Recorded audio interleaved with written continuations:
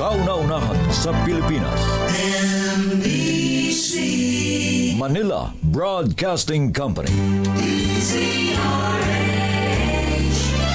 DZRH, member, kapisanan ng mga broadcaster ng Pilipinas. Member KBP, oras 6:05. Balitang makatotohanan. Balitang maaasahan. ACS Balita. Walang makakaligtas. Walang makakalampas. San mang sulok ng kapuluan. Luzon, Visayas hanggang Kamindalawan. Basta't may balita. Ipagwagwagan ng sikat na tagapagbalita. ACS Balita. Kasama ang 2x2 tandem Anthony Taberna at Jerry Baha. ACS Balita. Ang programang ito ay hatid sa inyo ng ACS Manufacturing Corporation, ISO certified, maker of world-class quality Pride detergent.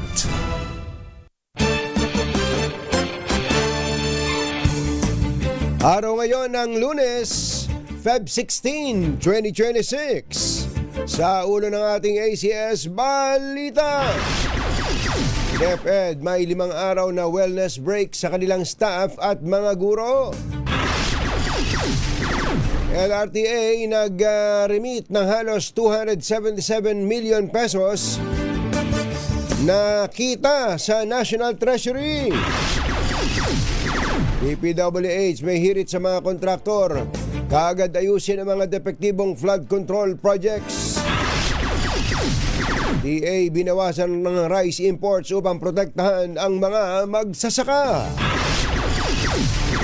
German National tiklo sa NAIA sa 55 milyong pisong shabu na itinago sa Bible.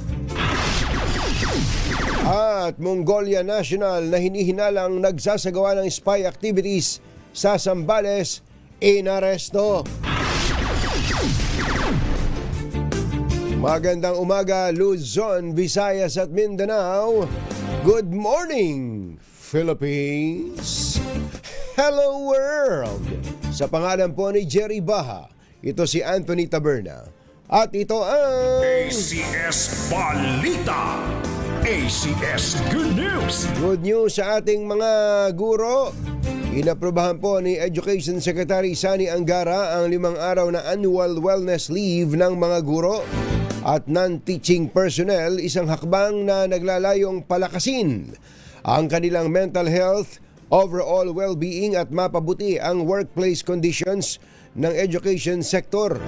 Sinabi ng Angara na handog ito ng DepEd sa bawat kawani ng ahensya mula sa central office hanggang sa mga rehiyon, division offices, paaralan, community learning centers, anuman ang kanilang employment status. Yon.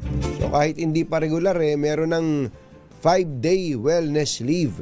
Lilinaw po naman ni Secretary Angara na ang wellness leave ay hiwalay pa sa umiiral na vacation at sick leave benefits at maaaring gamitin para sa mental health care, physical wellness activities o kahit sa pagkakaroon lamang ng restorative break mula sa trabaho.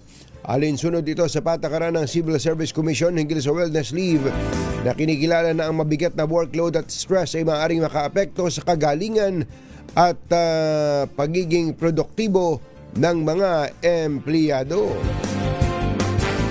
Naalala ko lang, Mother, yung kinukwento sa akin ng Mother, yung ikinukwento sa akin ng kaibigan ni Rosel na nagtatrabaho dyan doon na nakatira sa Amsterdam. Doon daw pag nagkasakit yung aso mo pati ikaw pwede kang mag-leave. Halimbawa, hindi ka mapakali dahil yung aso mo may sakit. Tapos masama yung yung bang parang nag-aalala ka, parang may mental health. Sabihin mo lang, kahit wala namang nag-check sa'yo. Sabihin mo lang may problema kang iniintindi. May bayad with leave, with pay sabi ko, parang madali yatang makatakas pagka ganun Halimbawa, sa DCR, sabihin ni Ara, Ay, naku, namatay yung pusa nung kapitbahay namin. Nalulungkot ako eh.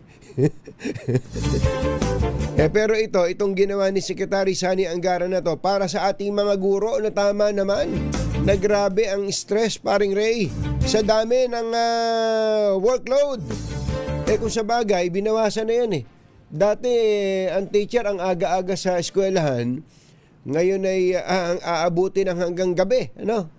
Ando na lahat, katakot-takot, may lesson plan na ginagawa. Pag uwi pa sa bahay, yun, may mga inuwi pang trabaho. Pero ito sa ilalim ni Secretary Sani Angara, Mother, ilang oras? 6 hours na lang ang trabaho ngayon ng mga teacher. 6 hours na lang. Ewan ko lang kung sa lahat ng lugar to ha. Tama po yun. Kasi kapag ka ang guro ay napapahinga din, kapag ka ang guro ay may oras para i-improve ang kanilang sarili, well-being, mahahaway mga estudyante dyan eh. Di ba? Pag magaling ang guro, ang tendency, magaling din ang estudyante. Yun, ganun sana. Alas 6:11 na ng umaga, na imbag gabigat kada kayo amin na po, agring kayon, gising na. Nagsubi ang LRTA, Light Rail Transit Authority, sa Bureau of Treasury ng halos 277 million pesos na interest income bilang pagsunod sa utos ng Department of Finance. Sa ilalim ng sirkular ng Finance Department, inaatasan ng mga GOCC o Government-Owned and Controlled Corporations na magpadala ng interest income na kinita mula sa naturang pondo sa National Treasury.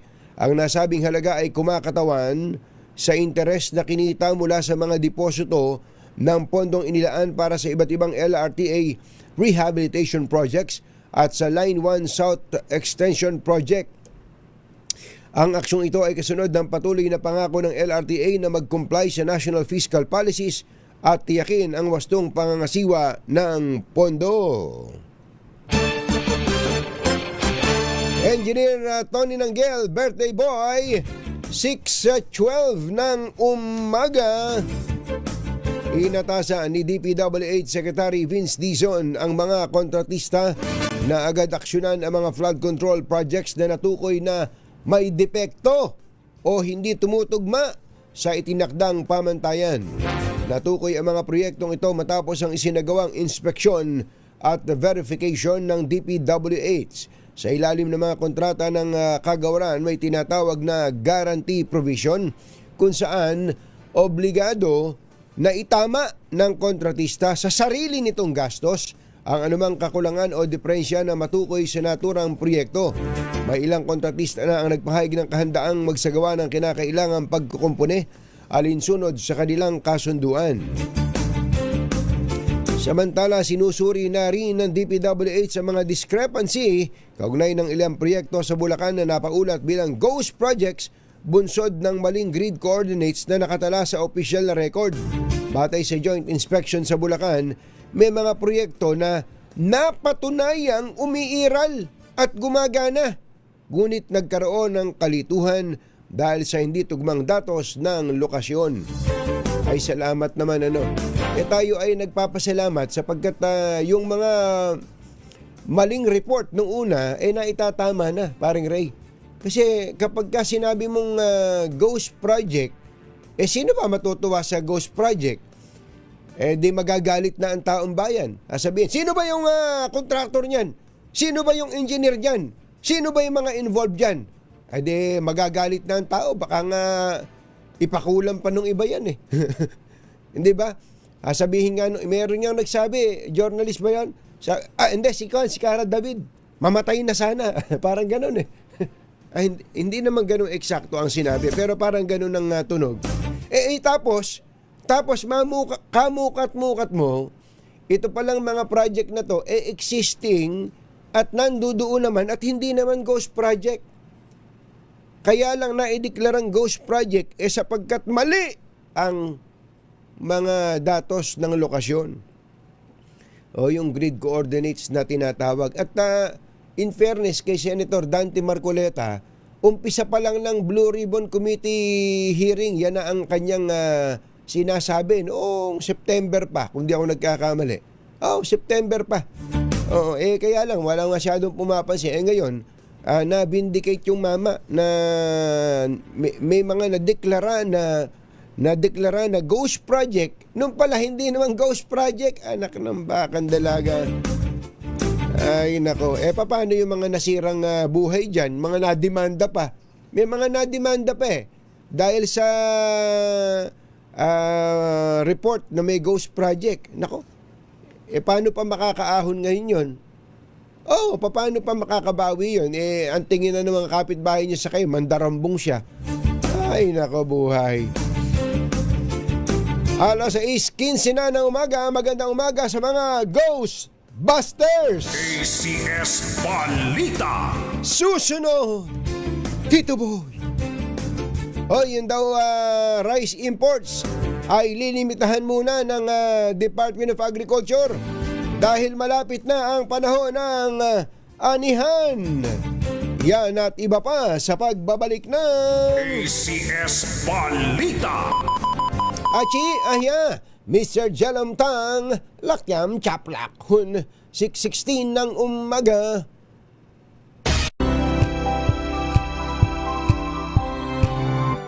Puluan ACS Balita. ACS Balita. Ang programang ito ay hatid sa inyo ng ACS Manufacturing Corporation, ISO certified, maker ng world-class quality Pride detergent.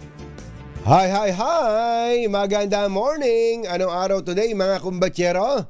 Today is Laundry Day Friday! Yuhuu! At pag Laundry Day Friday, all you need is Pride washing machine detergent. May triple stain away formula kaya tanggalang makapit, madikit at malupit na dumit mantsa kaya easy ang labada. Kaya pala mula noon hanggang ngayon, all you need is Pride. All you need is Pride. ACS. Kasama ang 2x2 tandem Anthony Taberna at Jerry Baja. ACS Balita. Binabasa ko tong, totoo ba to, Mother? Binabasa ko tong report ng Second Congressional Commission on Education.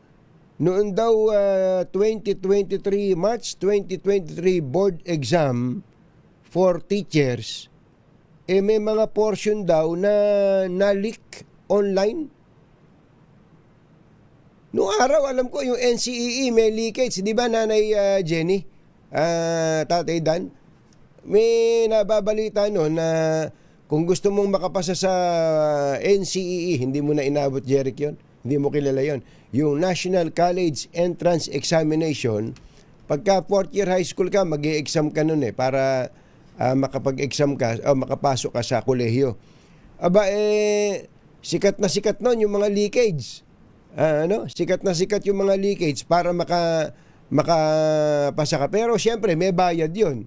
Yung mga nag-aalok o naglalako ng leakage. Dito, nalaman ng Second Congressional Commission on Education na yun daw isang parte ng March 2023 Board Licensure Examination for Professional Teachers where I allegedly leaked online. Nako. Kaya mukhang mag-iimbestiga po dito ang Senate Committee on Education. Si Senator Sherwin Gatchalian daw po ay nag-uusisa na. Bagamat sinabi daw po ng PRCE o Professional Regulations Commission, yung pong in charge sa mga teacher, si Rosita Navarro, ang chairperson ng Career Progression and Specialization Program Credit Accumulation and Transfer System Committee for Professional Teacher. Sa haba lang nung title ni ma'am na to, magkahanap ka talaga ng leakage para matama ang pagkakasabi mo. Ang haba Basahin nga natin uli. Si Ma'am Rosita Navarro daw po ay chairperson of the Career Progression and Specialization Program Credit Accumulation and Transfer System Committee for Professional Teachers. Napakahaba. sigurado kukuhanin mi kodigo mo eh. Abirang pates. Sabi po, maganda yung sinabi ni Senator Win Gatchalian. This is alarming. Nakaka-alarma to. The whole point of coming up with an examination for professionals is, pansinin ninyo, to ensure that we have doctors para matiyak na meron tayong mga doktor, engineers or teachers, inhinyero o mga guro. Who? Sino? Na qualified, who are qualified. Ayun, kaya dapat talagang masiyasat mabuti yan, ano? But of course, pwede mo rin naman tingnan yung ganitong perspective. Alam niyo po ba sa ibang mga bansa, wala namang board exam. Kapag pumasa ka ng engineering course, engineer ka na. Pag pumasa ka ng iba pang kurso para sa kung anumang profesyon, halimbawa ay teacher ka na. Ano po? Dito sa atin mahigpit talaga eh. Kaya nga may mga nagsasabi na sipin mo, pagkahaba-haba ng panahong nag-aral ka, engineering ilan? 5 taon? 5 taon. At ang matindi nun, 5 taon, tapos valedictorian ka pa. Magna cum laude ka pa sa kolehiyo mo na napakalaki ng binayaran mo at tinitingala ka doon. Dahil lang sa isang exam, masama siguro gising mo o kaya prepare mo, ikaw ay na-stress. Hindi ka pumasa. Patay ka na. Kumbaga, the result of that particular exam defines your person. Yun ang matindi. Of course, sabi ko nga, ibang perspektibo lang naman yun. Marami pong ganyan. Ako, maniwala kayo, may iba pa nga kung ano ang hindi tamang nagagawa dahil sa pagbagsak sa exam o kaya hindi man bumagsak sa board exam ay mababa ang nakuhang grado bagamat pumasa at hindi gaya nung inaasahan niya dahil nga o kanyang eskwelahan sapagkat siya nga pinakamagaling sa kanilang paaralan. ACS Balita. Ayun, tinan mo nga naman. Andito na. Mga magsasaka, magandang morning. Nilimitahan ng Department of Agriculture ang rice imports ng bansa sa harvest season para maprotektahan ang mga lokal na magsasaka mula sa pagpasok ng mga murang imported rice. Ayon kay Agriculture Secretary Francisco Tiu Laurel Jr., limitado lamang sa 300,000 metric tons ang aangkating bigas para sa Marso at Abril na pinakamababang antas sa nagdaang 5 taon.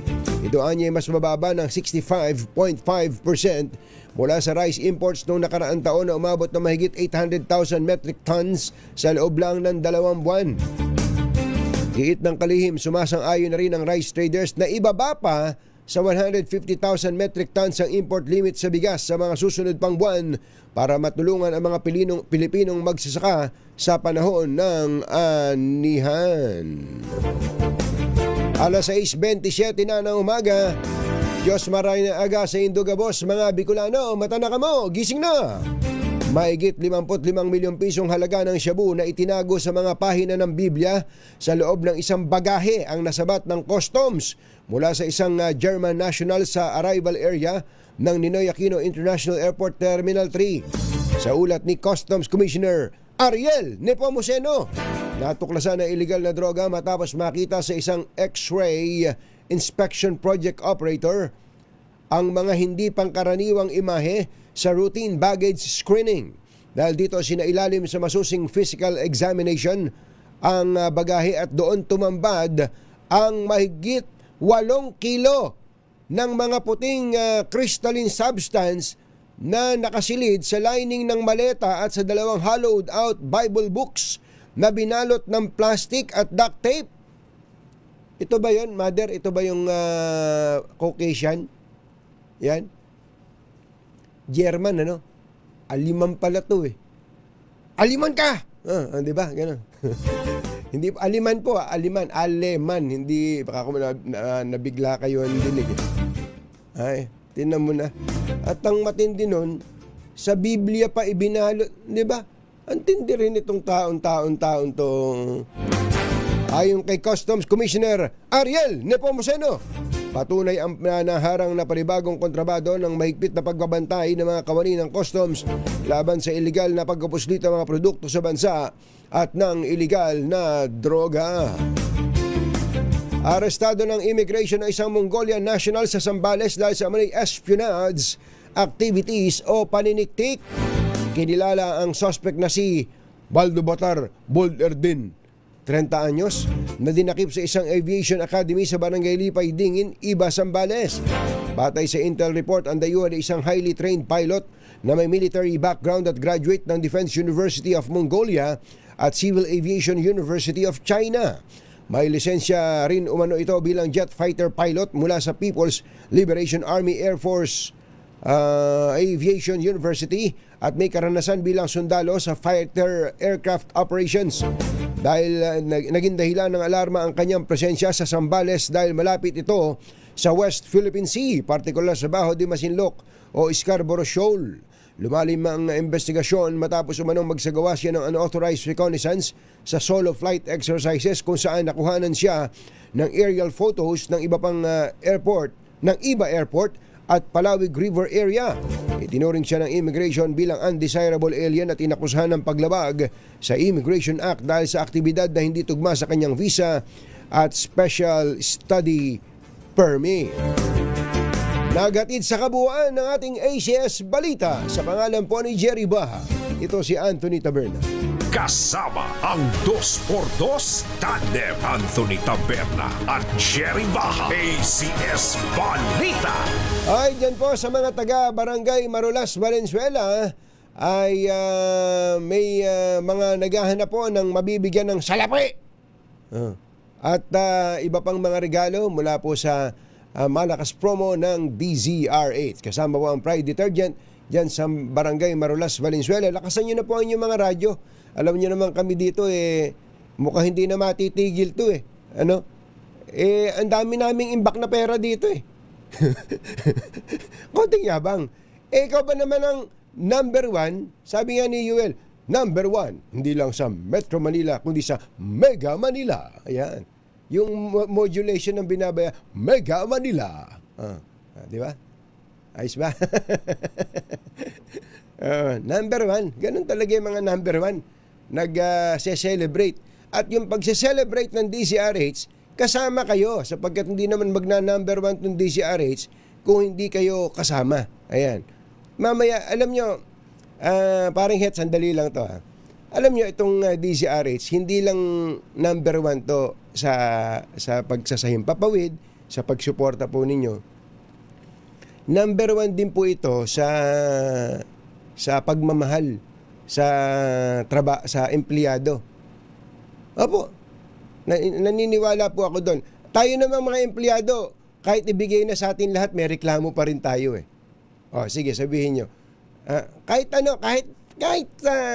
humingi ka ng increase, binigyan ka ng increase, tapos maya-maya nagrereklamo ka, naliliitan ka pa rin sa increase. Ganun talaga tayo, natural yun. Huwag na tayo mag-debate doon. Pero alam nyo itong DZRH, mga kababayan, kaya kahit kinukuha na ako na, ito sasabihin ko sa inyo, kinukuha ko ng DZMM uli. Noong 2022, pinuntahan pa ako. Hindi ako basta gagawing empleyado lang. Kukunin ako para mag-manage ng DZMM. Pero alam mo, sagot ko dun sa kumausap sa akin, sabi ko, hindi ko matatalikuran ng DZRH.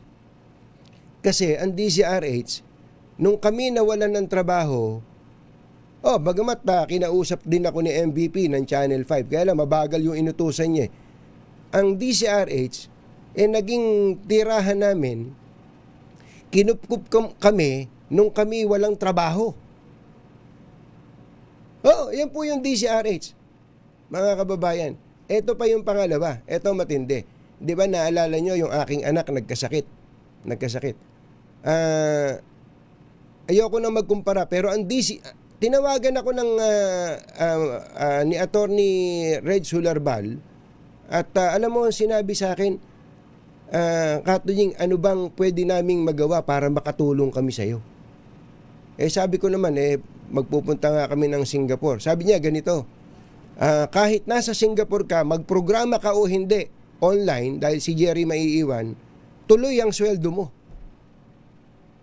Hindi ba ganun ang nagmamahal na sa tauhan niya o empleyado? Kaya kahit na anong hila sa akin ng iba, hindi ako mahihila ng iba eh. Wala ba tayo dyan, Attorney Reg? hindi na pinapagaan ko lang, pero ganun po ang DCRH. Kaya kung nag-number 1 man ng DCRH ng ilang magkakasunod na quarter na, kasi quarter ang labanan quarter. Hindi lang sa Mega Manila, Metro Manila, I'm sure sa iba pa. Sapagkat importante sa DCRH yung malasakit. Ako naman, para sa akin, importante yung pagmamalasakit sa akin nung network. Kaya hindi ako nawala sa sirkulasyon noon mula January hanggang June 2022, nakapagpo-programa ako kahit nasa isang sulok lang ako ng ospital. Na isang sulok ako ng ospital, naglagay lang ako ng green curtain doon, yung tawag doon? Ang tawag doon? Green, basta green wall. Ano ba tawag doon? Green screen. Ayun, nagpo-programa ako doon, kasama ko si Jerry. Si Jerry yung nasa announcer's booth. Ako nandun. Meron bang network na papayag sa ganun? Baka wala. Baka siguro 1-2 araw, 1 linggo. Pero yung buong 6 na buwan na yun, DCRH ang nagbigay na. Kaya mga taga DCRH, mga nasa management ng DCRH, thank you po sa iyo. Hanggang hindi ko nakakalimutan yun. Malaki offer sa akin pero hindi ko tinanggap. Dahil tinitingnan ko yung hindi lang yung halaga ang offer, yung pananagutan at kapangyarihan. DCRH tayo. Ayos ba? Wala tayo dyan? Sinasabi ko sa inyo. Oras po natin, Achi, Mr. Jalamtang, Lakyam, Samgohun, 6:35 ng umaga, sandali po lamang. Katotohanan, balitang maaasahan.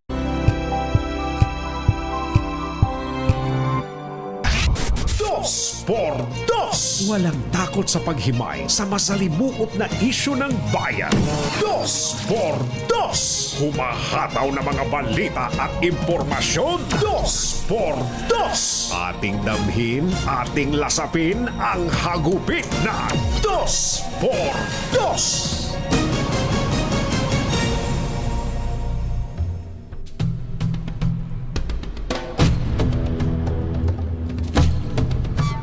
Umirit po ang International Coalition for Human Rights in the Philippines sa International Criminal Court o ICC na mag-issue kaagad ng arrest warrant laban kay Senador Bongo at kay Senador Bato de la Rosa, bukod pa sa iba pang mga opisyal ng Duterte administration na tinukoy ng ICC bilang mga co-perpetrators o sangkot sa giyera kontra droga. Nagbabala si Peter Murphy, spokesperson ng grupo, na maaaring magdulot ng panganib sa hustisya ang mga kasamahan ng dating Pangulo habang sila ay nakalalaya pa. Ginawa ng Human Rights Group ang apela matapos magpalabas ang ICC ng isang kopya ng dokumento at kinilala ang iba pang sangkot sa war on drugs ng Duterte administration. Inilabas ang dokumento mahigit 1 linggo bago ang nakatakdang pagdinig sa kumpirmasyon ng mga kaso ng dating Pangulong Duterte sa Pebrero 23. Isyu ng bayan. Katotohanan. Dos por dos. Pag maitim ang balak, magtago ka na. Dos por dos. Si Jerry at si Anthony, narito na. Dos por dos. Hahataw ng todo, urado ka. Dos por dos. Ang katotohanan, dala nila. Dos por dos. Walang sinasamba pali, maniwala. bahala ka. Dos por dos, hataw ng gusto, tol. Umasa ka. Dos por dos. Dos por dos.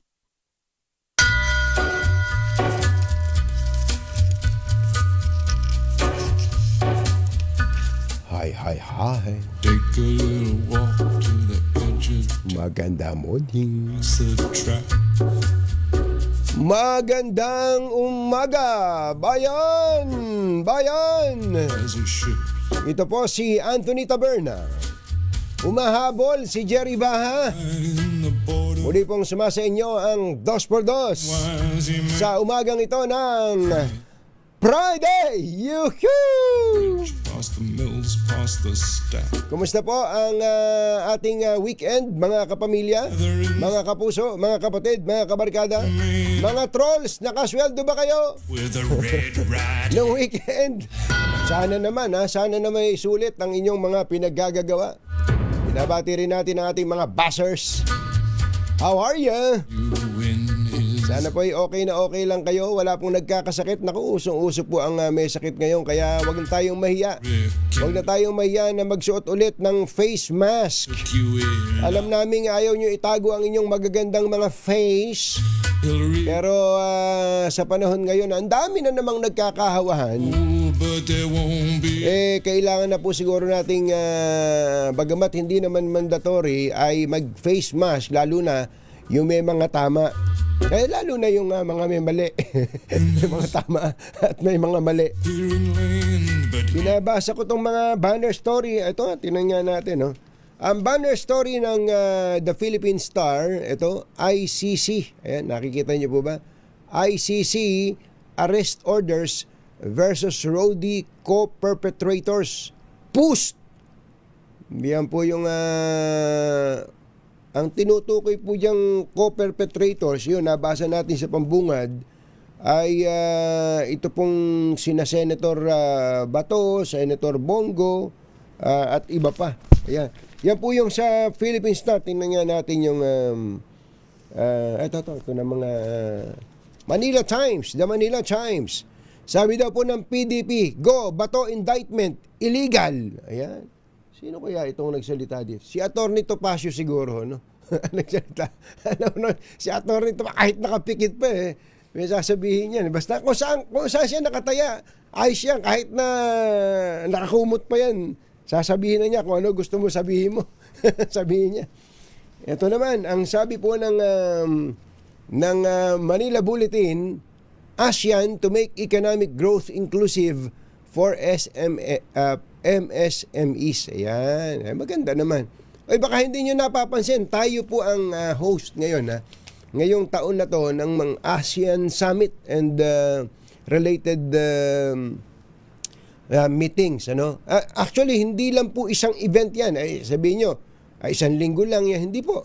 Buong taon po yan. Buong taon. Kaya makikita po natin napaka-importante na meron po tayong nahanda tayo sa ganitong mga event. Pagka nasubukan yung magpunta, halimbawa sa ibang mga bansa na nag-host ng event, ito po yung mga malalaking event, yung ASEAN Summit, yung pong APEC Summit, talagang halos tumitigil ang mundo dyan sa ilang mga bansa sapagkat priority yon dahil isino-showcase, pinapakita mo kung ano meron ka.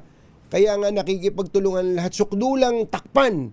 Takpan yung mga lugar ng mga eyesore para lang makita ng mga dayuhay magaganda. Bagamat may ibang may ibang school of thought doon, mga kababayan, sasabihin, ba't ka naman magkukunwari? Pakita mo sa mga dayuhan yung totoong itsura ng ating bayan. Pero yun nga gusto nga nating magkaroon sila ng magandang impression. Minsan kailangan nating magsakripisyo sa ganun Not only for beautification purposes, kundi pagdating po sa tinatawag na impression sa ating pong bansa. Pero kung ayaw niya, wag. Ganun naman kasimple yun Hindi ba? Kung napapansin nyo, pag nakakapanood ba kayo ng K-drama? Ikaw, Yuel, nakakapanood ka ng K-drama? Anong ginagawa ng mga K-drama? Kahit na yung bida dun sa K-drama ay hindi naman mayaman, ang pinupuntahan niyang lugar ay lugar na hindi naman pang mayaman pero malilinis. Napapansin niyo ba yun? Ang isino-showcase po ng Korea sa kanilang mga pelikula o kaya mga K-drama na ganyan, kung ano po yung mga maliliwanag, hindi madidilim. Maliliwanag, malinis, at hindi natin napapansin, unconsciously, pumapasok na sa sistema natin na masarap palang kumain ng kimchi at kung ano-ano pa dahil pinapakita nila without pushing so hard, hindi hard sell, kain sila ng pagkain samgyup, tapos pagka may company dinner, andun yung mga staff nagiinuman ng ano yung tawag doon? Soju. Di ba?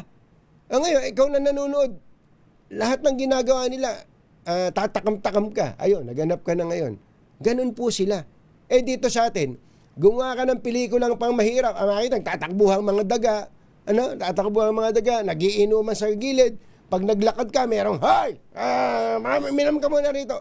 Yung mga ganong, puro kapangitan ng Pilipinas ang ating pinakikita. Gustong-gusto natin yun. Tapos magtataka tayo kung ano tingin sa atin ng mga lahing kanluranin o iba pang mga lahi na ang tingin sa atin mga dugyot, mga salaula, mga walang modo, mga walang disiplina, sapagkat yun din ang ipinapakita natin at gustong-gusto nating ipakita sa kanila. Oo, totoo naman na may mga lugar na ganun. Hindi naman natin ikakaila yun. Wala namang perfect na sitwasyon. Pero kung yung pang ibibilad mo, ibubuyang-yang mo sa lahat ng aspeto ng buhay. Top story. Ito top story natin Top story, krimen. Headline, krimen. 1, 2, 3. First gap ng newscast. Major newscast. Anong nababalita? Napapansin nyo? Krimen. Puro gusto natin krimen. Puro krimen. Subukan mong pumunta ng Vietnam. Ang Vietnam ay komunista po yung bansa. Kaya lang, maiinggit ka sa kaunlaran ngayon ng Vietnam. Bakit? Sapagkat controlled ang mga ibinabalita. Ayaw naman natin nun. Ang gusto lang natin, tayo ay magkusa. Magkusa na wag naman nating saktan ng ating mga sarili. Tapos, pagka lubog na tayo, anong gagawin natin? Yung gobyerno may kasalanan Shero ng Bayan, Katunying at Ka-Jerry. Dos por Pero dos. I want to make it clear, mga kababayan, na hindi po masama na ibalita ang mga masamang nangyayari sa bayan natin. Ang sinasabi ko lang ngayon, para tayong, para tayong mga masokista. Gusto natin tayo, hinahambalos muna. Gusto natin, sinasaktan tayo ng kapwa natin. Parang sarap na sarap tayo doon, mga kababayan. Kung pwede naman tayong mamimili tayo, baka pwede unahin natin yung mga magaganda, tapos talagang kailangang lumabas yung masasama. Sapagkat pag nakikita natin ang masasama, alam din natin kung ano yung mabuti. Oras po natin, Mr. Jalamtang, Lakyam, Gochap, Sihun, 6 na minuto na lang, alas 7 na, standby po, may kakausapin tayo. Ito yung una kong narinig na nagpapatanggal ng travel tax noon pa. Makakausap po natin siya. Sandali po lamang.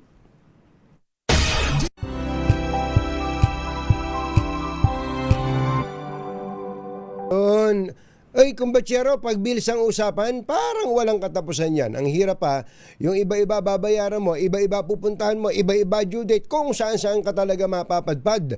Sayang oras, sayang papamasahe. Pero ngayon, hindi na po kailangan yan. Meralco, current or overdue, pati PLDT, Signal, SSS, PhilHealth, Pag-ibig, lahat yan nasa Bayad Center, Bayad Agents at Bayad Partners na malapit sa inyo. Kainam isang lakad lang, bayad na lahat. Tipid na sa pamasahe, tipid pa sa oras. Yan ang praktikal, yan ang diretso. Serbisyo na hindi ka na paiikot-ikutin. At kung bayad ang pag-uusapan, yan po yung dating Bayad Center Aba, 28 years na pong nating kaagapay ng mga Pilipino sa bayarin. Kaya basta bills payment, piliin mo ang tatak na matagal na tatak bayad, supervised by the Bangko Sentral ng Pilipinas. Jerry Baja at Anthony Taberna sa Dos por Dos sa DZRH.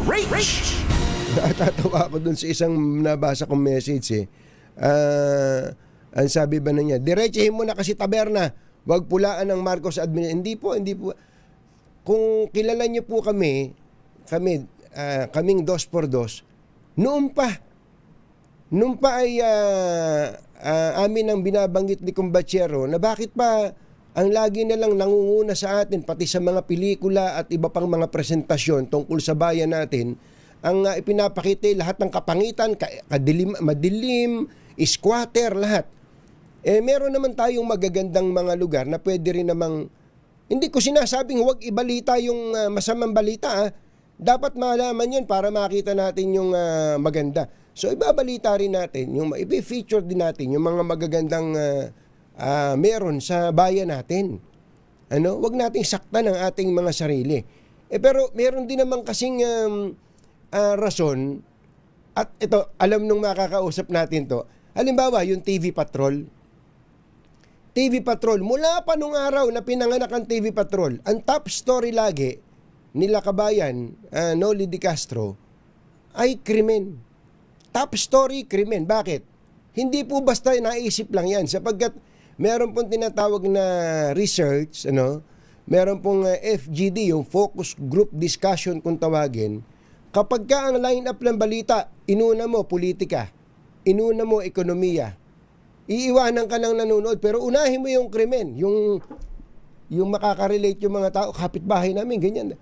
Pagkauna krimen, akyat ng rating, saka mo isisingit ngayon, pasingit-singit yung mga political stories o ekonomiya at iba pa. At siya pa palang mataas ang rating, chismis sa showbiz. Kaya, nung araw, kasama kong nagko-cover panggabi, itong makakausap natin, lagi siyang top story sa TV Patrol. Bakit? Sapagkat ang istoryang malalaki no, na inaabangan ng tao at headline ay may kinalaman sa krimen. Ang sinasabi ko lang, sa ngayon, meron din po tayong mga magagandang pangyayari sa bayan natin. Pero gustong-gusto natin ang mga balitang hindi magaganda. Mas sexy yata yun. Ang mga kumbatsero ng bayan, Katunying at Ka-Jerry. Dos por Dos. Usapin natin si Senator Erwin Tulfo, ang chairman ng Senate Committee on Foreign Relations. Senator Erwin, magandang morning. Si Katunying po, minus Jerry. Ay, magandang umaga po, Katunying. Kumusta po kayo, Senator? Ay, okay naman po, okay naman. Medyo wala kaming pasok dahil bukas si Chinese New Year. Pero medyo tayong nire-research ngayong araw. Kinukwento ko kanina kasi, Senator, yung tungkol dun sa mga line-up ng mga balita, talagang patok na patok sa mga Pilipino ang mga crime stories. Kaya nga sumikat na gusto si Gas Abelgas. Dahil sa... Ito po yun. Hindi po ba? Kahit sa TV Patrol, kasi yun ho pinapanood ng mga tao, yung away, patayan. Maging sa, naalala ho ninyo, sa DCMM din. Talagang pag may mga ipapasok yung reporter dahil may mga flash report, yun ho yung balita kahit kung hindi sunog, patayan, banggaan. Pero walang flash report kahit sa TV. Walang flash report kung mga turista, turismo. Panoorin ng mga tao. Kasi sasabihin ng mga tao, trabaho niya naman yan gobyerno. Trabaho niya naman yan na pagandahin ang ating bayan. Pero kung medyo kakaiba, yun ang gusto ng mga tao. Oo, tama. Kumbaga, yun na yata yung parang typical sa atin. Actually, hindi lang sa Pilipinas pagka pinanonood natin yung ibang yung mga local news, halimbawa sa New York o kaya ay sa Los Angeles, top story talaga mga krimen, mga crime stories. Tama yung Katunying. Yung lalo sa California, yung mga habol-habulan, hinahabol ng highway patrol yung mga sasakyan na ayaw tumigil. talagang kinukunan nila live coverage ng ilang oras, hindi bumibitaw yung TV hanggat hindi siya mahuli yung ikang tumatapak. Oo. Yan, Yung tama ka. mga car chase. Ang challenge ngayon sa gobyerno, especially sa mga public, yung mga communications offices ng gobyerno, ay makipag-agawan sa airtime, lalo ngayon meron namang social media, para mas maganda presentasyon kung meron mang ginagawa ang gobyerno. Kasi umiibabaw yung negative, Senator, kesa dun sa magagandang pangyayari. Tama ka naman, Katunying. Pero ang problema, ang tao kasi parang mas gusto ang chismis. Mga balita tungkol sa mga, bukod sa krimen, chismis. Ika nga na, si ganito ay iniwanan si ganon, sila na ngayon, etc. Yun na gusto. Hindi naman siyempre papatulan ng ating mga government agencies yan, Katunying. Hindi, more on yung kung ano kako yung mga nagagawa ng gobyerno. May nakakausap ko kasi ako minsan, mga ilang mga government agencies na meron silang proyekto na ganito. Sabi ko, ba't hindi ko alam yan? Dahil lumulubog talong-talo sila ng ibang mga nagbabalita kaysa dun sa dapat na lumulutang na balitang pakikinabangan ng ating mga kababayan. Halimbawa lang, Senator, bago ko lang kayo tanungin sa travel tax, naalala ko lang to, lahat ng tao kapag ka pumila sa ospital at nagbayad sila kahit na government hospital yon, minumura ang DOH. Samantalang ang totoo pala, yung pinuntahan pala nung kababayan natin ay hindi naman pala DOH run hospital, kundi local government run hospital o kaya district hospital. Yun lang hindi nga naintindihan ng tao yun, Senator. Ang problema kasi, Katunying, nakikita namin, information dissemination mukhang mahina. Yes. Yung pagbababa ng mga balita hanggang sa pinakababa, hanggang sa barangay. Usually, isang pasadahan lang sa dyaryo o isang balita lang sa TV, wala na. So, hindi nakakarating doon sa mga liblib na lugar. Mga tao hindi naman masyado nagbabasa ng dyaryo o TV. So, napag-iiwanan. Malaking bagay yan, dapat pagtuunan ng pansin. And which brings us to our topic for today, which is love. What is love? Hindi love, Senator. Hindi ka Dr. Love. Okay, Senator, bago pa mag-file ng bill si Majority Leader Sandro Marcos, bago pa sabihin ng Pangulo na may priority bill siya na alisin ang travel tax, kayo yung unang nagsisisigaw dito sa travel tax na ito. Noon pa, tanda ko, noon pa, kaupo nyo pa lang na senador. Ano ba nangyari dyan sa bill nyo na nakapending sa Senado tungkol sa pag-aalis ng travel tax? Yan ay magkakaroon ng hearing ang Committee on Tourism. Actually, nag-file din Katunying si Senator Nick Zubiri. So pag-iisahin lahat yan. Titignan yung mga features ng bawat bill. Pero I heard within the next few weeks magkakaroon na ng hearing ang Committee on Tourism under kay Senator J.V. Atayan, if I'm not mistaken. So pag-uusapan yan dahil yan nalagay na rin sa priority bill ng agenda ng Pangulo. So kailangan talagang pag-usapan na yan, Katunying. Pero sapat ba ang panahon para makapasa ito before adjournment? Ngayong Marso, hindi siguro. When you're talking about adjournment in Marso, pero siguro itong 20th Congress, kakayanin naman siguro dahil ang tanda lang natin, Katunying, yung isang bill, pag it involves money, magpupondo ang gobyerno, medyo hindi lumulusot yan ang technique yan. Pero kung yung mga kagaya niyan, ang problema nga lang dyan, medyo papalag dyan ang Department of Finance dahil mababawasan ang kanilang kita, Katunying. Pero kung titignan mo naman, yan ay mas maraming mga kababayan natin na makikinabang, makakapagbiyahe, pag inalis natin ang travel tax, mas marami ang matutuwa, Katunying. Totoo po. Pero ito po palang travel tax na ito, tayo lang pala meron yan sa ASEAN countries, Southeast Asia. Tama, Katunying, kasi pinagpupondo natin yan sa mga dapat yung travel tax niya, ang purpose talaga niya ay para pumunta sa mga tourism infrastructure. Yung mga lugar na pinupuntahan ng mga turista, tulad ng mga yung mga public toilet, yung mga transportation, mga terminal. Pero medyo nagtataasa ng kilay ng ilang mga mambabatas naghahanap saan ba napupunta talaga. At wala naman tayo nakikita ng pagbabago sa mga tourist destinations natin, yung mga kailangan ng ating mga turista. Kapag ginagawa na po itong batas na to, dinideliberate na po ninyo yung removal of travel tax, pwede bang isama nyo na rin yung parang pag-audit ko sa napunta yung mga naunang nakolekta? Kasama yan, Katunying. Definitely, kasama talaga yan. Kailangan natin na hanapin saan napunta through the years. Napakadami yan, Katunying, na ilang taon yan, dekada yung travel tax na yan. Pero kung titignan mo, wala namang pagbabago. Sinasabi na ito ay gagamitin para sa terminal ng ganito, sa kaya na kunwari magbabangka papunta sa isla, dapat may mga pier. Hindi naman natin nakikita yan. Ang ganda po ng intensyon no.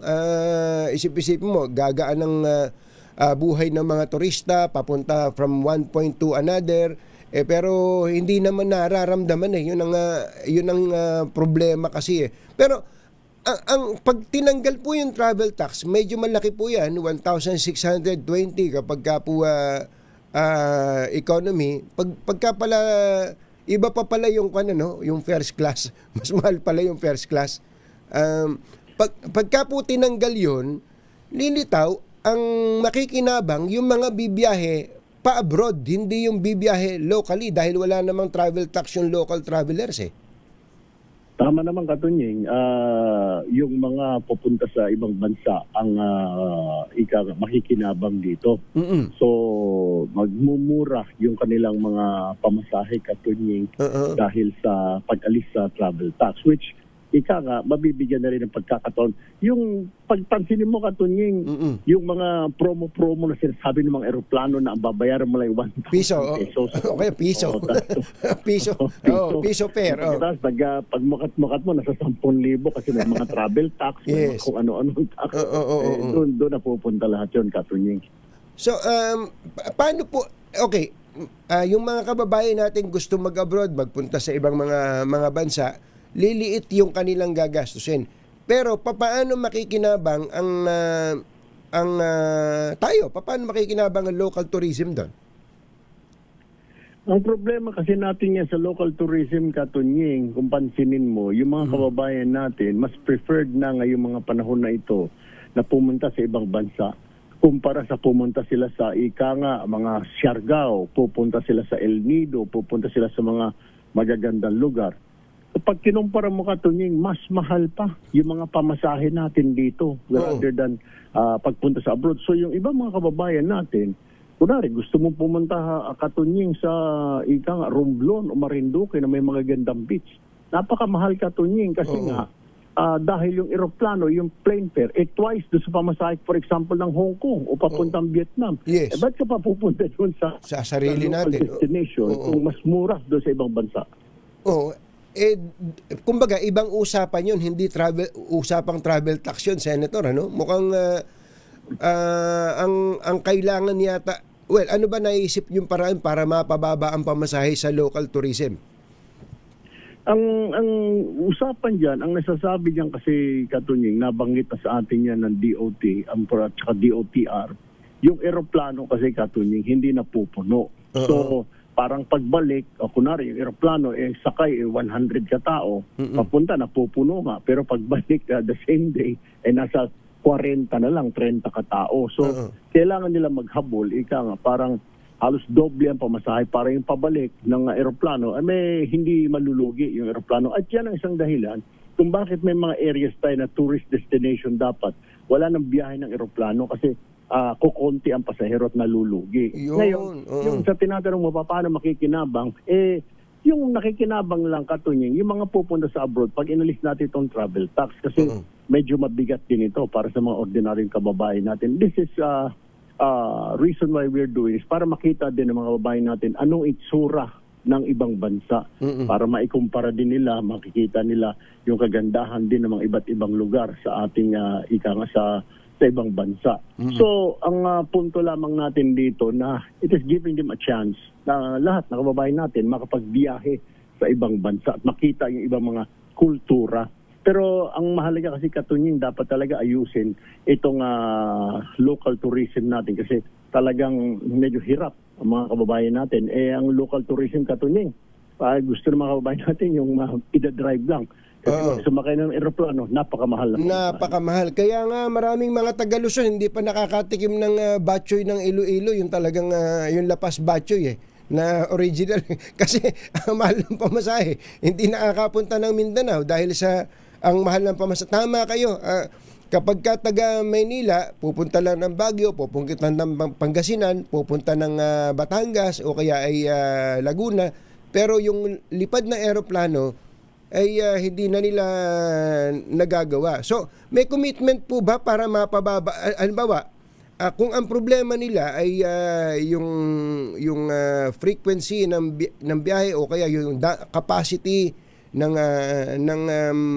airport, wala bang commitment ng gobyerno lahat ng mga magagandang tourist destinations na pwedeng mag-engganyo ng local tourism at iba pa, pagawa na natin ng mga airport o kaya lakihan natin yung mga runway na yan. Baka yung mga pondong tinanggal sa flood control dyan ang dalhin sa paggawa ng mga runway. Tama ka Katunying, naiisip mo yan din na naiisip namin sa Senado. Opo. Na i-channel na lang dyan para ma-promote. At siguro, yung LGU na rin na magpo-promote para dayuhin ng mga kababayan natin.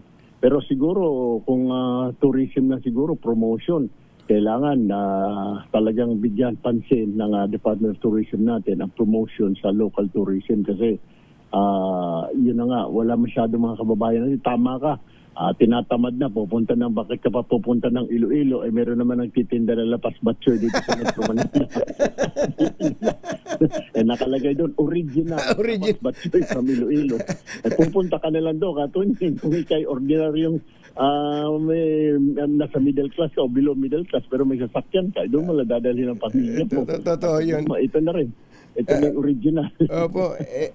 Sasamantalahin ko naman pagkakataon kahit dahil wala naman pala kayong pasok, ang laking balita po ngayon na ito pong sina Senator Bongo at Senator Bato de la Rosa ay indicted na din dito po sa drug war sa ICC. Paano ba dapat na i-handle ng Senado itong bagay na to? Considering kayo po ang chairman ng Senate Committee on Foreign Relations Actually, nasa pamunuan yan ng Senado Katunying kaya Senator Vicente Sotto. Pero pagka-intindi ko dyan, kung sakasakaling may mga warrant of arrest, hindi pwedeng isilbi yung mga warrants of arrest nila habang nakasesyon ang Kongreso. So, hindi yan talaga tatanggapin at hindi pwedeng hulihin yung mga senador habang nakasesyon. Pero kapag naka-break, doon pa lamang, doon yata papayag ang Senador Soto, ang aming SP, na i-enforce. Pero habang may sesyon, kagaya ngayon, bagawat wala lang pasok, hindi po pwedeng iserve yung warrants of arrest na yan, Katunying. Opo. Nakita naman natin kung ano po ang nangyari nung in-enforce ang arrest warrant laban kay dating Pangulong Duterte. Hindi ko na kailangan i-elaborate yun kung ano naging tama sa gobyerno, sa administrasyon in general. Ganun din ba dapat ang maging diskarte ng gobyerno? Kailangan bang kung merong ilabas na ICC warrant of arrest sa dalawang kaaliado ng dating Pangulo ay dapat bang ma-enforce ito in the manner na aresto ang dating Pangulong Duterte? I think the government learned its lesson, Katunying, during yung last time na paghuli kay dating Pangulong Duterte. Siguro may mga nakita sila, kahit papano may nakita silang problema. Kaya medyo ngayon, I believe, meron na silang background or experience sa unang nangyari. So maari kasi may mga nagsabi, bakit hindi mo na tinurn over yan sa Supreme Court o sa Korte, etc. Para yung Korte ang mag-decide yan. So Ang tingin ko, based on my opinion, siguro ito ang tinitignan ngayon ng pamahalaan at yung pagsusunod proseso, Katunying. Pero that's just my opinion. Kaya siguro hindi ma-issue yung warrant of arrest. So tama pala tayo ng intindi doon. So pwedeng ang mangyari kung lumabas yung arrest warrant ay i-endorse ito sa husgado. Kasi may nakalagay naman sa Rome Statute na kailangang dumaan sa isang local court pa yata, isang duly constituted court. Tama, Katunying. May nakapagsabi din sa atin na abogado nung kausap natin yan. Siguro mga a month after nung dalhin ng dating Pangulo sa Dahig, sinasabi nung attorney na yun, sabi niya kailangan dumaan daw sa local court. Bagamat hindi ko pa nakikita yung batas na yun, statute na yun, sinabihan lang tayo na base sa kanilang na pag-aralan, kailangan daw dumaan muna sa isang local court. So, I'm sure ganun din na mangyayari sa kapag dumating na yung warrants of arrest. Pero so far, Katunying, wala naman naririnig o nandyan na yung warrant of arrest ni Senator Bato o ni Senator Bongo. Nabanggit lang yung kanilang pangalan at yung iba pa, Katunying. Yes, sir. Senator Erwin, pasensya na ho kayo kahit na walang pasok, inabala namin kayo. Maraming salamat po sa oras. Magandang umaga po. Ay, walang problema po. Maraming salamat. Mabuhay po kayo. Salamat po. Magandang umaga po. Senator Erwin Tulfo, Chairman ng Senate Committee on Foreign Relations. Tao lang ang takot sa dalawang to. Kaya kung maitim ang balak, magtago ka na. Anthony Taberna, Jerry Baha. 2 por 2. 2 por 2. Kauna-unahan sa Pilipinas. Manila Broadcasting Company. DZRH, member, kapisanan ng mga broadcaster ng Pilipinas. Balitang bagong-bago. Balitang dapat alam mo. Balitang magdadagdag ng talino. Dahil bagong impormasyon, makibalita. Unang-una sa DZRH. Pangunahing balita. Kasama ang 2x2 tandem ni na Anthony Taberna at Jerry Baha. Araw ngayon ng Lunes, 16 ng Pebrero 2026. Sa ulo ng ating mga pangunahing balita.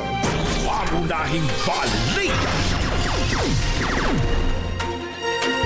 China, wala pa sa opsyon na patawan ng travel ban ang mga mambabatas ng Pilipinas.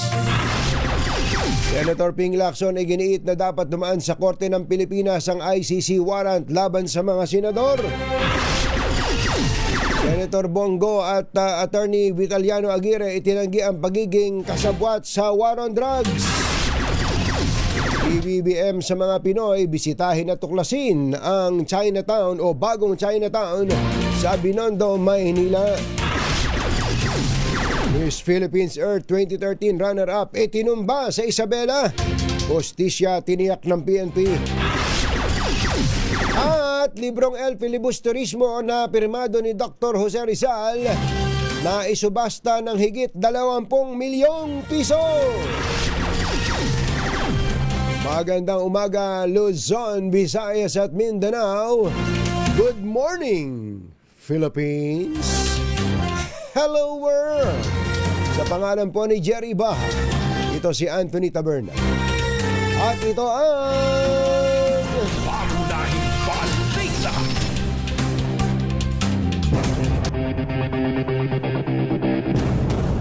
patuloy ang investigasyon ng pulisya sa kaso ng pagpatay sa 32 anyos na public school teacher at naging Miss Philippines Earth 2013 runner-up na si Lulet Jane Ramilo de Guzman matapos itong pagbabarilin sa loob ng kanyang sasakyan sa tapat ng kanyang bahay sa San Manuel, Isabela. Ayon kay Police Major Helio Natividad, hepe ng Isabela Police, dalawang anggulo ang kanilang sinisilip sa kaso: personal na galit at inggit. Ayon kay Clifford de la Cruz, asawa ng biktima, Kilala ang kanyang misis na naninindigan at lumalaban sa mahalagang issue lalo na sa bullying sa eskwelahan. Lumitaw sa investigasyon na nasa loob ng SUV ang biktima sa tapat ng kanyang bahay at bago ito makababa ay biglang sumulpot ang suspect sakay ng motorsiklo at ilang beses pinaputukan ng malapitan ang guro. Maswerte namang hindi nasaktan sa insidente ang mga anak ni Lulet na nasa likod ng sasakyan ngunit na-trauma ang mga ito nang masaksihan ng pagpatay sa kanilang nanay. Inimok po ni Pangulong Bongbong Marcos sa mga Pilipino na bisitahin ang Binondo sa Maynila na pinakamatandang Chinatown sa buong mundo. Ang imbitasyon ni PBBM ay bilang bahagi ng Lunar New Year celebration at ongoing revitalization project sa distrito.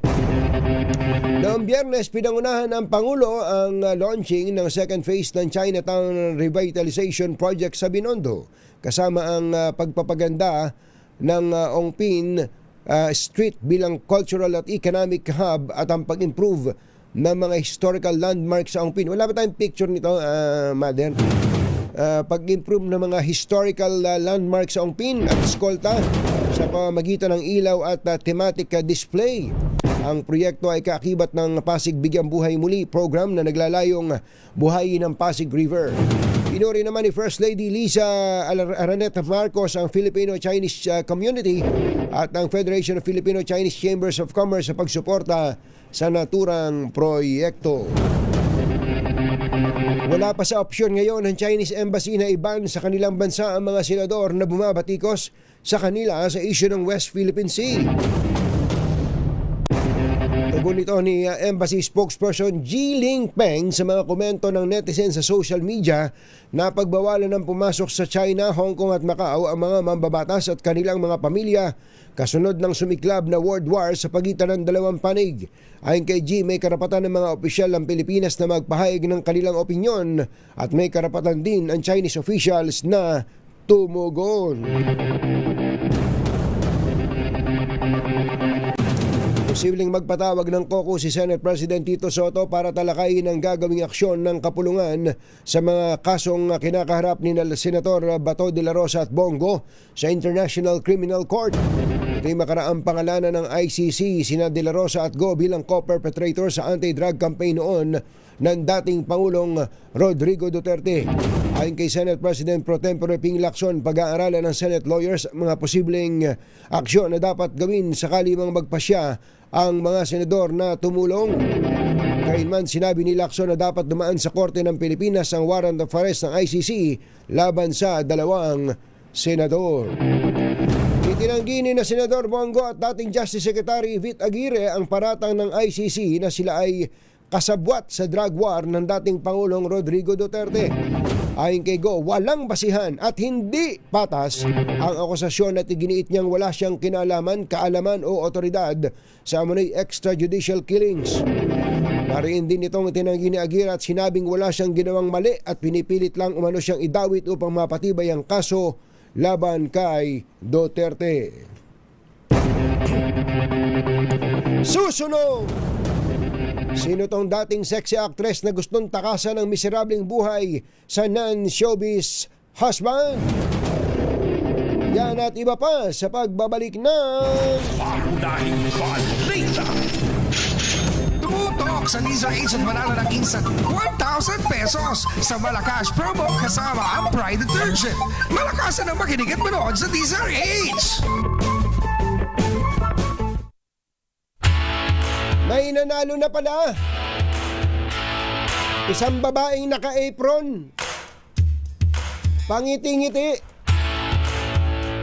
Masaya pero nakahikaw ba siya? Nakapusod ng pula at nakasuot din ng pula. Ano kaya pangalan niya? Taga Marulas, Valenzuela siya. Sherwin Alfaro.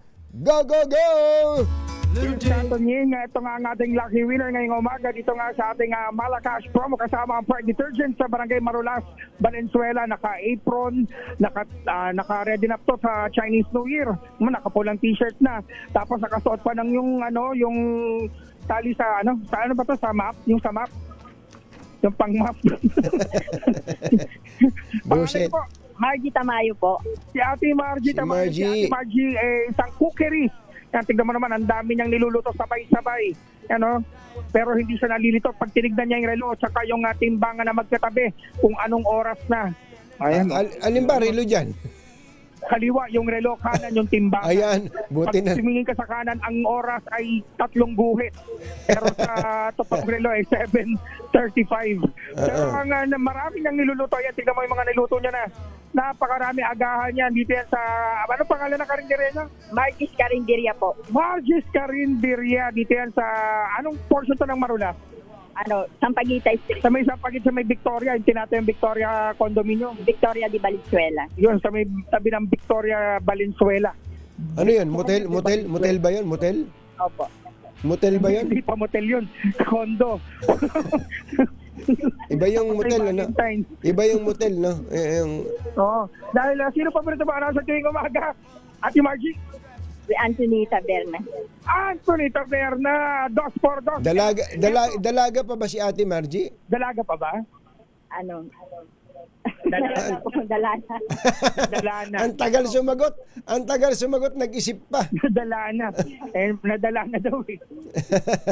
Ayos. Nagsisi ka ba? Hindi naman po. Hindi naman pala nagsisi. Yan. Hindi Dahil naman. dyan, meron ka 1,000 pesos. Yay! At kapag nasagot mo yung ating word of the day, sa'yo din yung ating medium component. Wow. Hindi po wow ang ating word of the day. Ano po yung ating word of the day? Consumption. Nagkaroon ng kon. Kon, kasi nasa tindahan siya, kailangan consumption eh. Pag sinakson ka, dapat may consumption. Dapat parusahan niya si ate eh. Is-sanction. Consumption. Hindi niya po sanction. Consumption. Sanction yan! Sanction. Talaga ng medium component. Dahil dyan, sobra-sobra yung salita. Meron kang medium component at sa atin ang Astron, alagang maasahan, available sa inyong mga Suki Appliance Store nationwide. Ako may kasalanan. Yan, dahil magka-Chinese New Year na. Yan, Katunying. Ako may kasalanan, hindi ko nasabi yung word of the day. Hindi mo ba nasabi? Oo, hindi ko nasabi. Oo. Sorry na, Ate Margie. Sorry na. Huwag ka na magalit sa akin. Okay lang daw. Ganda na po. Ako may kasalanan. No? Salamat po. Thank you. Hindi lang yan, meron ka pang medium tuloy. Meron ka pang medyo noche basket dahil malapit ang Chinese New Year mula sa ACS at sa Deezer H. At hindi lang yan, meron ka pang pinakabago, pinakamabango, pinakamalaki ang Pride in Public Conditioner Korean Strawberry Bloom Detergent Powder with Stain Away Formula. 2 kilo yan, kaya kahit gano'ng karaming labahan, ubos yan. Opo, salamat po. Maraming salamat ni Margie. At hindi lang yan. Katonyi, may tumakbo pa humabol dito, nagdala ng Meron. radyo. Yan o, isang Aba. Chinese. Yes, sir. Sir Anthony Ho Chakira. Ho Chaki. Ho Chaki. Kong Hei Pat. Kong He Pa Choy. Shing Kring Kwaila. Yes. Nagkaintindihan. Sino pa umaga? Alas 4, si Sir Angelo Palmones. And 6 o'clock, Sir Jerry and Sir Anthony. Yay! Yay!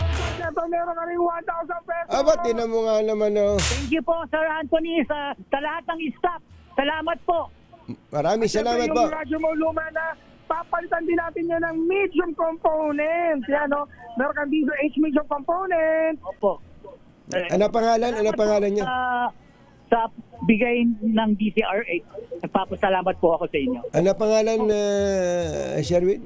Pangalan niyo po? Guasi Albert Loxina. Albert Loxin. Locsin. Aba, matindi pala. Mga lahi talaga yan. Pero kakilala, si Joey Locsin, isang magaling na manunulat. Si Joey Locsin, baka kamag-anak mo kasing height mo eh. Opo. Thank you, Manong. Thank you. Salamat at syempre sa mga nais manalo ng 1,000 pesos lagi tumutok sa Deezer H. Makakaki na susunod nating winner sa Deezer H. Malakas promo kasama ang Pride Detergent. Aris number 6, Sherwin Batal Faro Deezer H. Una sa Pilipinas. Una sa Pilipino. Binabati natin ang Kong Hei Fa Choy, ang ating mga Chinese-Filipino friends na nakatutok ngayon sa DZRA. Mga nangunguna at mga bagong balita sa DZRH. Reach! Pangunahing balita! Oras po natin, Dr. Jessica D. Dr. Jessica D ng Ideal Vision. Maganda morning. Chityam Samgohon, 7:35 ng umaga. This time check is brought to you by ACS Manufacturing.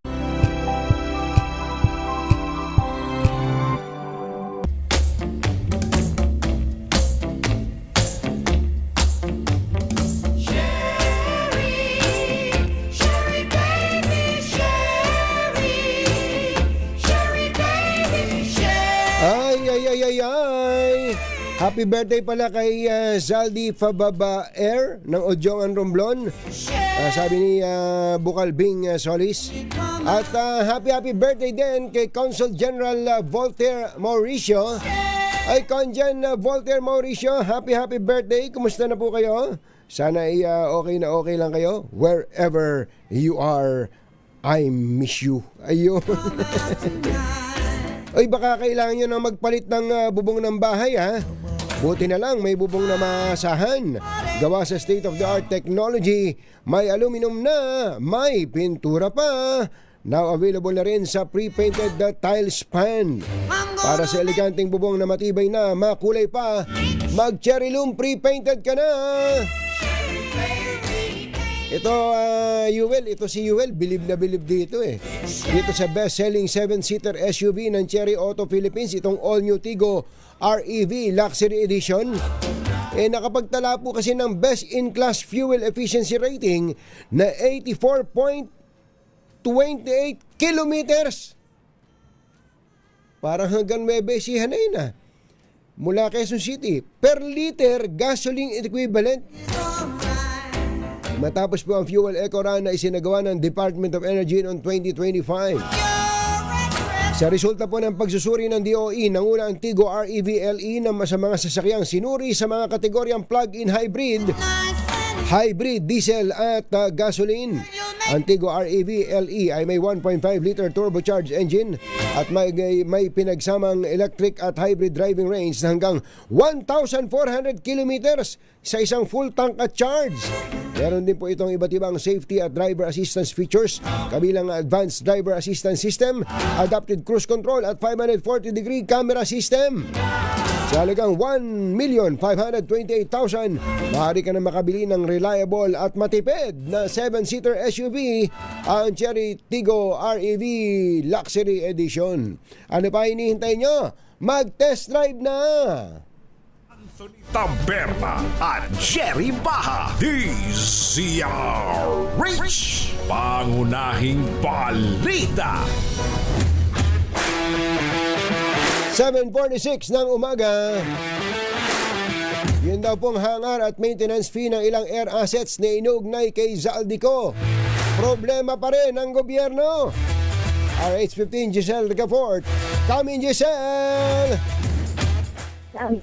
Yung Independent Commission for Infrastructure na matagalan issue ng sa mga air assets na Congressman Salvo ito ang sinabi sa these are issues ni Undersecretary Aboy Paraiso, ang chairman ng Technical Working Group. Ayon sa tataganan ang proseso dahil property rights na yung pinag-uusapan.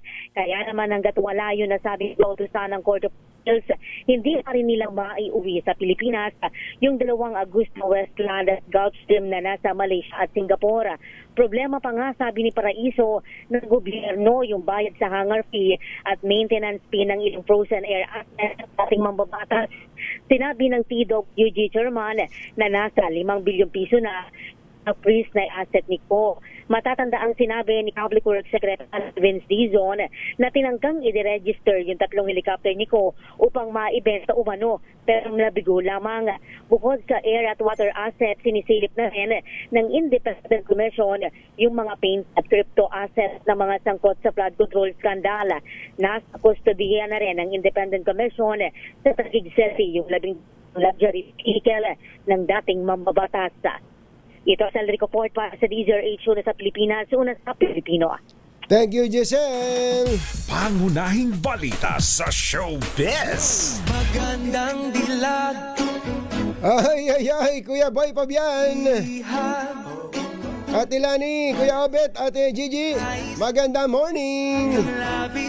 Uy, nagkita kami ni RD Arnold Ocampo nung isang araw. Ay, RD, good morning.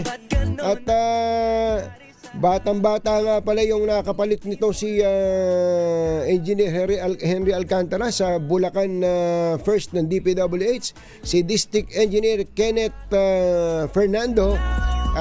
Diiket, magandang morning. At magandang morning din kay mukhang malapit na, kay Engineer RJ Panaligan. Naimbag kabigat na apo. Magandang umaga po sa mga kababayan natin dyan sa Saragosa, Nueva Ecija, lalo na kay Mayor Lali Belmonte. Ay, Tata Celo Lagmay, kumusta po kayo? Baka hindi nyo napanood yung laban ni yung mga Pilipinong nandyan sa Dubai. Lumaban pala to si Alex Ayala kagabi, ano? At aabante daw po sa ikalawang round ng Dubai Tennis Championship si Alex Ayala. Nakuha niyang unang panalo sa first round, 6-4 laban kay American Hailey Baptiste. Ito ay matapos na hindi na itinuloy ni Baptiste ang laro dahil sa pananakit ng tiyan. Sa kabila ng tagumpay na nakamit ni Ayala, dalangin anya nito ang pagaling ng American tennis player, at susunod na makakaharap ni Ayala ay si world number 8 Jasmine Paolini ng Italia. Ito, Kong Doming Mariano, may huhulaan ka rin. Sino ba tong gustong-gusto nang makipaghiwalay? Totoo ba ito, showbiz legend? Sino tong dating sexy actress na gustong takasan ang miserabling buhay sa non-showbiz husband? Ba't naman miserabling buhay? Ano ba karanasan niya? Alamin natin ang detalye ng balita sa showbiz legend Morley Alinio. Maganda morning, Morley! Yes, magandang morning, Luzon, Visayas, at Mindanao. Good morning! Ka Jerry at Katunying, nakakaloka at super mega nakakabaliw ang buhay ng dating sikat na sexy actress sa kanyang jowa ngayon, na kung saan lately nga ay nagkawin-pambigdang ang kanyang negosyo, tapos nitong huli nga itong aktor at itong husband niya na ng showbiz at pinagbubuhatan siya ng kamay. Well, lagi lang umiiyak ang naturang actress at gusto niya nang takasan ang kanyang asawa. Lamang ay hindi niya magawa dahil meron siyang anak na siyempre pinangangalagaan at iniingatan. Well, sa totoo lang, hindi na nakikinita ngayon ang naturang sexy actress dahil nagtatago siya sa showbiz Australia. Iyan ang ating ang actress na bida sa ating sino siya? Sino daw? Ay batang-bata, baby, neneng pa siya. Nene pa. Oy, totoo bang si Juan Mig Bondok saka si Aiko Melendez, sila na uli? Sila na? Oo, naku. Yun nga ang usap-usapan. Parang yung naudlot nilang tsorbahan o yung kanilang relasyon noon. Naudlot ano ba yan?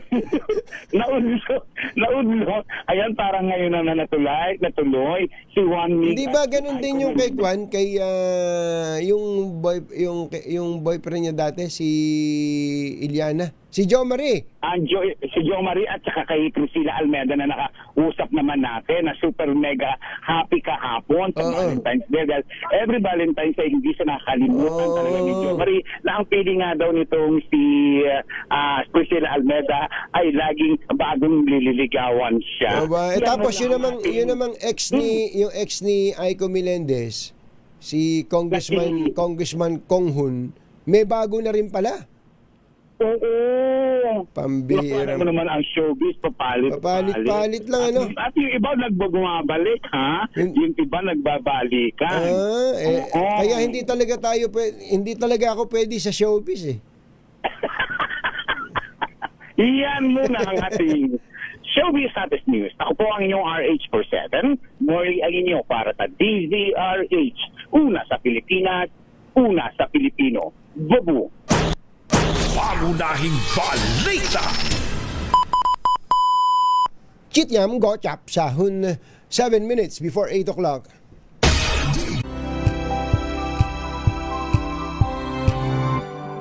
Napakabilis ng oras. Binabati natin ang mga mag-asawa na nakikinig sa atin ngayon. Sana ay may oras tayo para talakayin tong desisyon ng Supreme Court, Lakay. Itong desisyon ng Supreme Court na mga batayan kung kailan pwedeng ianal ang kasal ng isang mag-asawa. Ito yung pahabol ko lang to ha. Ilan daw po sa mga binigyang pansin ng korte ay ang mga sumusunod. Ang pagiging diktador ng babae sa kanilang pagsasama. Ang laging nagpipilit na yung daw mga misis na laging pinipilit yung mister na mag-update sa kanyang kinaralalagyan sa lahat ng oras. Text ng text. At kakulangan sa emosyonal na suporta na nagpapakita ng kawalan ng kakayanang gampanan ng mahalagang obligasyon sa asawa. Ito po'y desisyon na sinulat ni Associate Justice Henry Jean Paul Enting ng Supreme Court. Chief Justice Alexander Esmundo, maganda morning at happy birthday kay Future Chief Justice Maidas Marquez. Happy birthday, Chief Maidas. Bye! Happy weekend! Yuhuu! Damdaming bayan! Susunod na!